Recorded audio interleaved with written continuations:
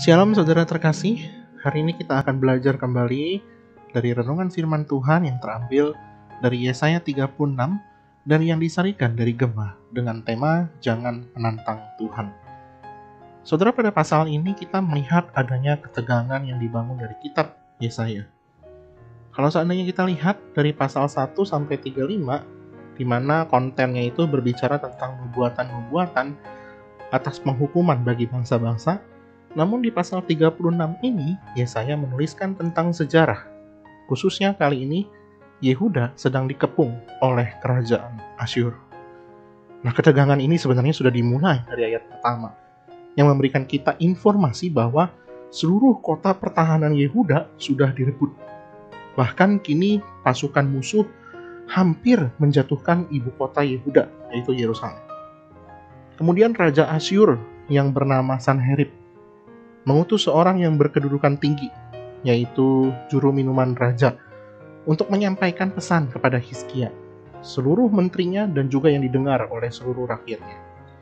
Inti pesan utamanya adalah bahwa Raja Sanherib sedang merendahkan dan menantang Tuhan.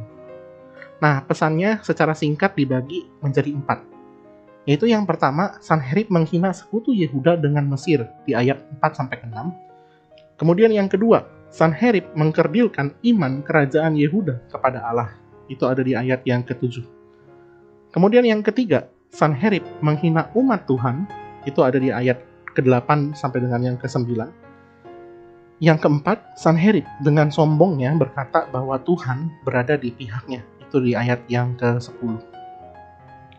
Ketika Hizkia meminta supaya utusan Raja Asyur itu bisalah berbicara dalam bahasa Aram saja, utusan raja malah mengatakan dalam bahasa Ibrani, bahasa ibu mereka.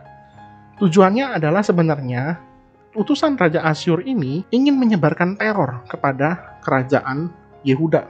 Lebih parahnya lagi kalau dari ayat 14 sampai dengan yang ke-20. Sanherib berkata melalui utusannya bahwa supaya jangan percaya kepada Tuhan, tetapi lebih menaruh pengharapan hanya kepada dirinya saja.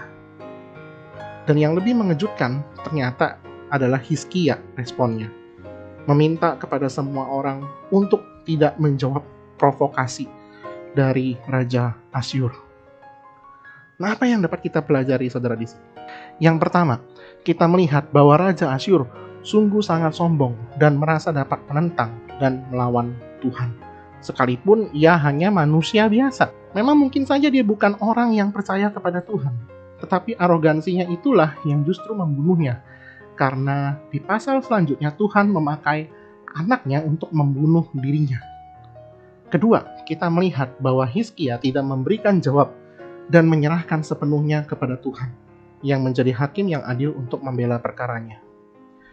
Memang tidak mudah saudara ketika di situasi terjepit, kita itu diserang dan dipersalahkan. Sehingga adalah manusiawi jika kita ingin membela diri kita sendiri. Namun adalah lebih bijaksana jika kita diam dan menyerahkan kepada Tuhan untuk membela perkara kita. Itu adalah kepercayaan iman. Tetapi perlu saya sampaikan juga di sini, kesombongan dan kerendahan hati itu tidak bisa selalu dilekatkan kepada orang kaya ataupun kepada orang miskin atau yang lemah. Adalah salah jika kita mengatakan bahwa orang kaya pasti selalu sombong dan orang miskin pasti selalu rendah hati. Semua orang bisa menjadi sombong jika ia tidak waspada, dan semua orang bisa belajar rendah hati asalkan ia memiliki kerelaan untuk dibentuk oleh Tuhan.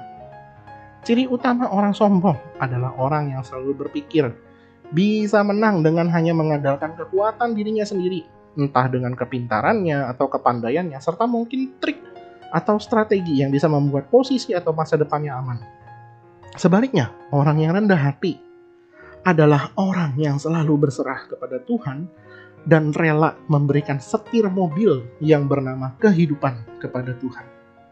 Orang yang rendah hati adalah orang yang dapat berkata, terserah Tuhan mau bawa aku kemana, aku akan ikut pimpinan Tuhan.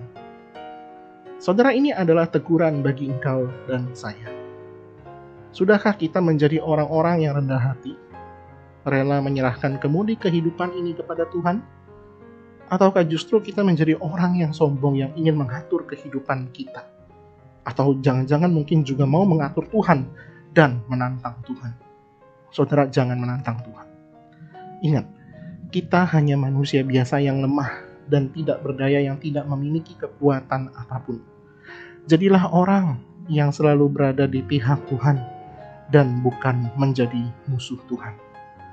Saya ingin mengakhiri renungan ini dengan kutipan dari Pendeta Beni Solihin yang ada di akun Instagramnya dan yang berkata demikian. Saat Anda dalam ketidakpastian, yang pertama pastikan adalah bahwa Anda tetap di jalan Tuhan. Selanjutnya, melangkahlah dan jangan bimbang. Mari kita berdoa. Tuhan Yesus, kami mengucap syukur ya Tuhan untuk kasih setia Tuhan di dalam kehidupan kami. Ajarkan kami ya Tuhan untuk kami selalu boleh memiliki kerendahan hati, berada di dalam jalur Tuhan, dan bukan menjadi orang-orang yang ingin menantang Engkau ya Tuhan. Ajarkanlah kami untuk selalu boleh dapat menyerahkan kendali seluruhnya di dalam kehidupan ini kepada Tuhan. Karena Engkaulah yang punya kuasa dan kerajaan dan yang boleh dapat menolong kami ketika kami sedang berada di dalam kesulitan. Dan kami berharap dan berdoa hanya kepada Tuhan dan bukan kepada yang lain. Kiranya Engkau yang boleh dapat menolong kami, kiranya Engkau yang boleh dapat memimpin kami. Terima kasih ya Tuhan, hanya di dalam nama Tuhan Yesus kami berdoa. Amin.